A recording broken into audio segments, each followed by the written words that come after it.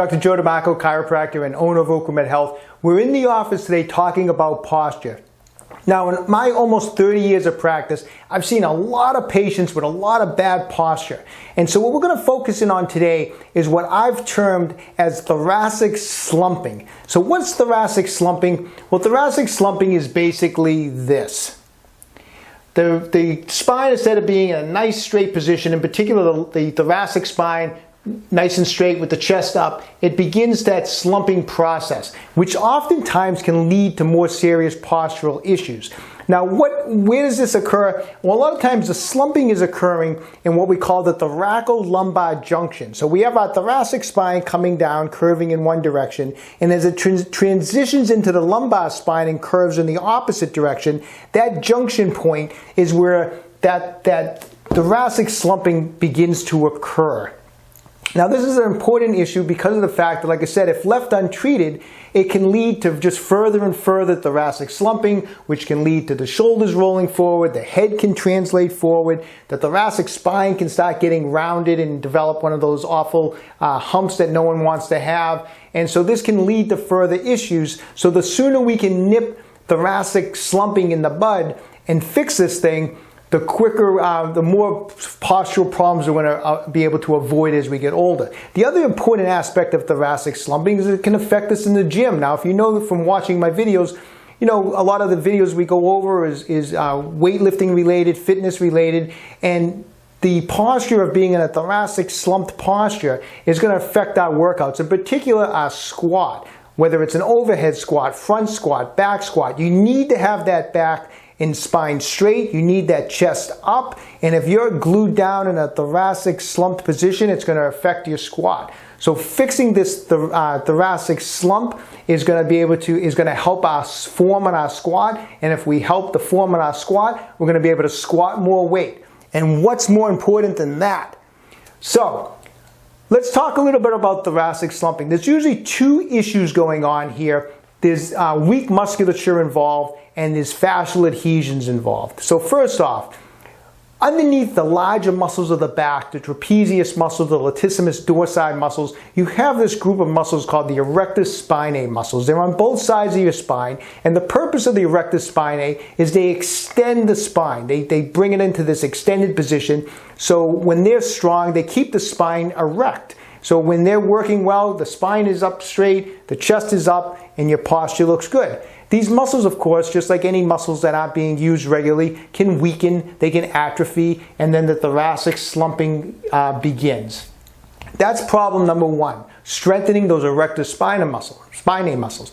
Now, that's the big mistake that a lot of people make on correcting these postural issues such as thoracic slumping, is they just focus on strengthening the muscles. But look at what happens when you're in a slumped position.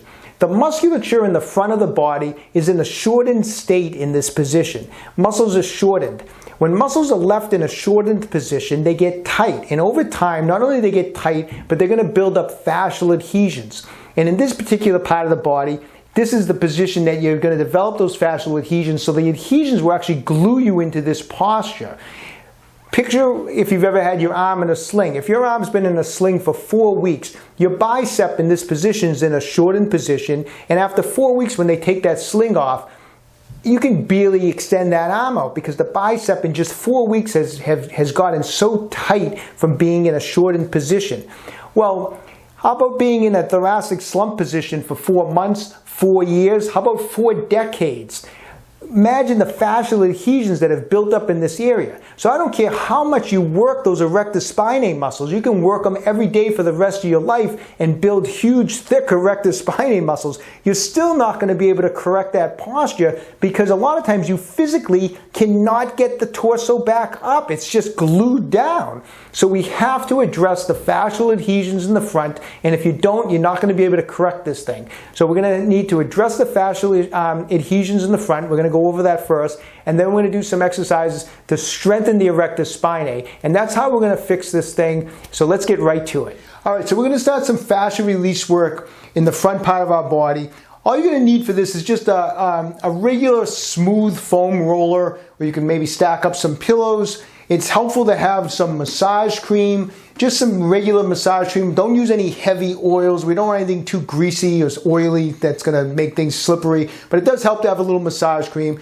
If you don't have any massage balls, you can use your knuckles for now, but eventually you may want to get some spiky balls. They're going to dig in deeper. These are a couple of Tai Chi balls from OcraMed Health. They're regular Tai Chi balls from OcraMed Health.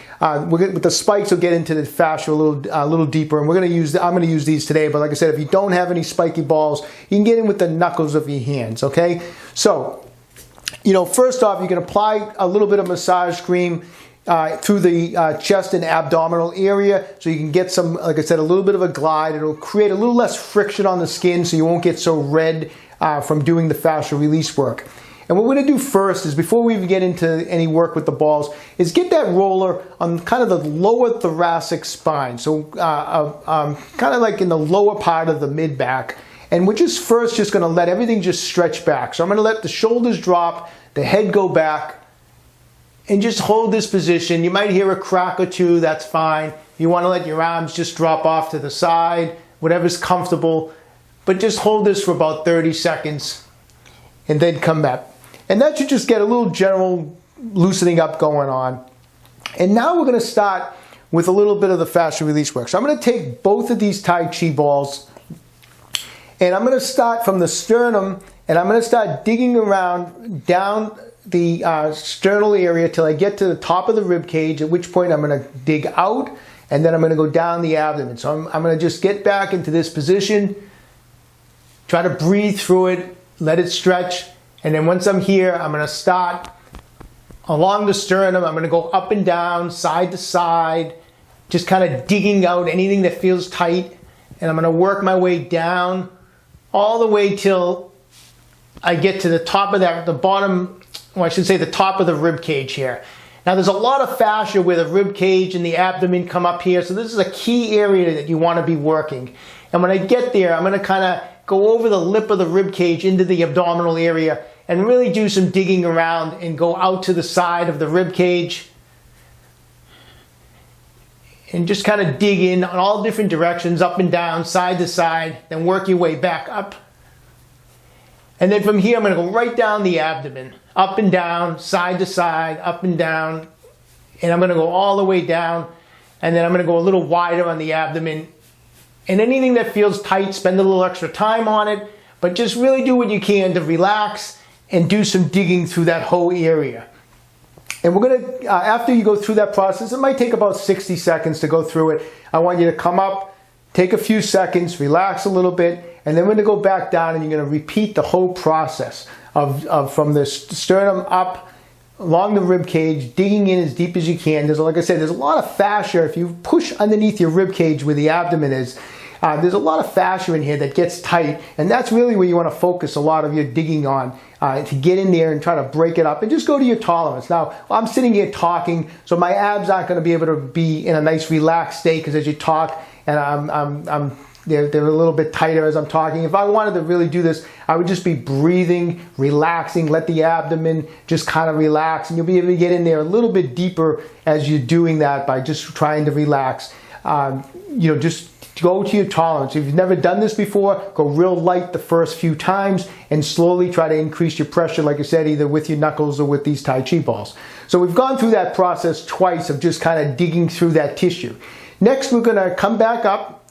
We're going to start at the top again, and then this time we're going to add a little motion to it. So I'm going to actually trap some tissue up at the sternum area. I'm going to push in and then down, and then once I've done that, I'm going to let my shoulders stretch back, and I'm going to go 1001, 1002, and then come back up, and then I'm going to drop it an inch. I'm going to push in and down. Again, I'm going to drop it back, get a good stretch. Once you're in a good stretch, then count to 2, 1001, 1002, come back, and I'm going to drop down in 1 inch increments until I get to the bottom of that rib cage, at which point I'm going to roll off the rib cage into that abdominal region, pushing in and down, and again, dropping the shoulders back, let it stretch. It might take you a few seconds, let it stretch, and then when you get to that point of a stretch, 1001, 1002, come back up. Now I'm going to go off to the side a little bit, off the bottom of that rib cage, Again, I'm going to go back. I'm going to come back up. I'm going to go off a little wider. Again, I'm going to roll right into that and trap that tissue. And after I trap it, dropping the shoulders and the head back, 1001, 1002, and I'm going to work all the way out down the rib cage. I should mention, if you feel uncomfortable, you can always put a pillow behind your head. I like having the head stretched back. I feel like it gets a little more release, but if you're not comfortable with your neck, you can put a pillow back here. After I've done along the rib cage, I'm going to go right on the abdomen. I'm going to push into my abs and pull them down, and I'm going to stretch it back. 1001, 1002, I'm going to come back up. I'm going to drop down an inch into my abs. Again, I'm going to push in and down. 1001, 1002, I'm going to come back up, and I'll be working in 1 inch increments right along the midline of the abs, and then I'll do one final pass kind of on the outside of the abs where I'll go down in 1 inch increments where I'll trap, stretch back, and then come back up. So that process might take a little bit longer to do, but I would run through that twice. So you're going to run through that twice where you've started at the top, did all that active motion, and then when you finish, come back, take a few seconds, and then run through it one more time. After you've done all of that, just go back one final time for about 30 seconds and just let everything relax. You're going to notice it's just going to feel so much looser in there just from that type of work. You're going to be able to notice that your spine's going to extend back so much easier. Your chest is going to feel like it's out really far, and it's just going to feel so much better. And it, you know, of course, it may tighten up in an hour from now, but you know what? This is why you need to work this every day. You got to start working this. Eventually, it's going to break up the adhesions, and it's going to stay broken up. And you're going to notice a lot more mobility in being able to open up that chest, straighten up that spine, okay? So now we're going to hit some exercises. Okay, so this first exercise, I really like this exercise. I've been doing it for quite some time. This can be started out with no weights involved, just a calisthenic type of movement till you can build up to 3 sets of 15. But all you do is you drop into a deep squat position. Now, we were talking about how this thoracic slumping can cause bad form on your squat, which can affect your ability to lift more weight. And so what I like about this particular exercise is you're actually doing it from a squat position. So I'm in a deep squat, and I'm going to keep my hands up towards my upper chest, and I'm going to let my thoracic spine actually slouch forward. And so from this position, I'm going to go from that slouch position, and I'm going to then stand up or bring my chest out and my back flat, my shoulders back, just like that. And I'm going to go 1001, 1002, and then I'm going to let it all slouch forward again.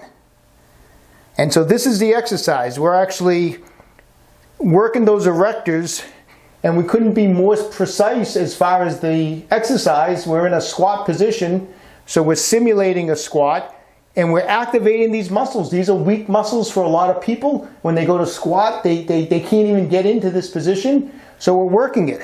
We're going forward, slouching forward, and then coming all the way up. And when you hit that position, 1001, 1002, and then back down. 1001, 1002, and then back down. So you work on that 3 sets of 10. When you can get up to 3 sets of 15, and it becomes too easy, now we're going to start to add resistance. Now there's a couple ways you can add resistance. You can simply just hold a dumbbell up in this position, a light dumbbell, and use a dumbbell. Or you can do like I'm going to do right now. I'm just using bands. I have them underneath the door. And I'm going to hold the handles of the bands. Hold it whatever's comfortable. I actually like to kind of get my thumb under the band and bring it up towards my shoulder area like this. And now from this position, once again, I'm going to let my thoracic spine kind of slump forward. And now I'm going to come up just like that. And once again, when we hit that position, 1001, 1002. I love this exercise. I feel like it's so direct for improving your squat. So many people really need to work on this.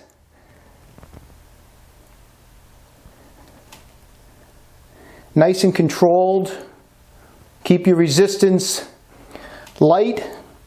When I can get up to 3 sets of 15 with this particular resistance, I'll add more resistance on my bands, or if you're using a 5-pound dumbbell, you work up to 7.5, 10 pounds, and so forth. So you can just continue to increase your resistance on this. So that's exercise 1 for hitting those erector spinae muscles. Okay, now final exercise is just going to be some erector exercises. We're going to just be in a prone position or on our stomach. I'm on a small pillow just to take some stress off my back. You can also do this type of a variation on one of the big TheraBalls. You can lean over the TheraBall.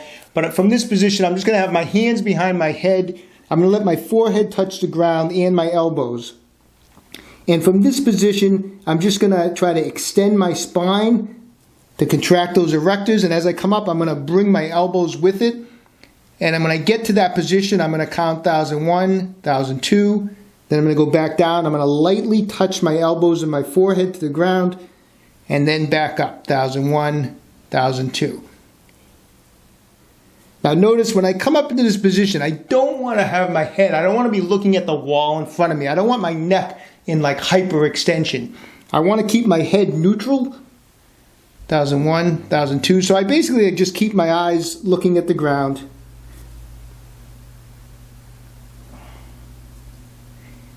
And I would start with 3 sets of 10 repetitions on this exercise.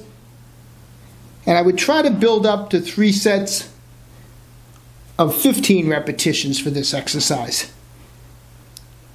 Now, even if it feels pretty comfortable, I wouldn't do more than 3 sets of 10 if you're not used to this exercise, just to make sure you're not too sore the next day. But that's the motion. Like I said, you can do it off a TheraBall. I like going with just like a small pillow. 3 sets of 10, build up to 3 sets of 15 repetitions. All right, so there you have it. Get working on those techniques right away. I want you doing them every day. This is something we want to fix quickly, and it takes time. So don't give up. Keep at it, and I know your posture is going to improve. Hey, listen, when you have some time, visit my website, www.OcraMedHealth.com. Our new shock release instrument, the SRI 2.0, is in stock. This thing is super quiet, yet super powerful. It's awesome for breaking up fascial adhesions in any part of the body. We have Tai Chi balls in 3 different sizes in stock and many other things. So when you have a chance, check it out. Hey, listen, if you're enjoying these videos, please subscribe to my channel, OcraMed Health on YouTube. Questions about exercises or injuries, just leave a comment in the comments section below. I always do everything I can to get back to everybody. And don't forget, OcraMed Health is here to keep you fit forever.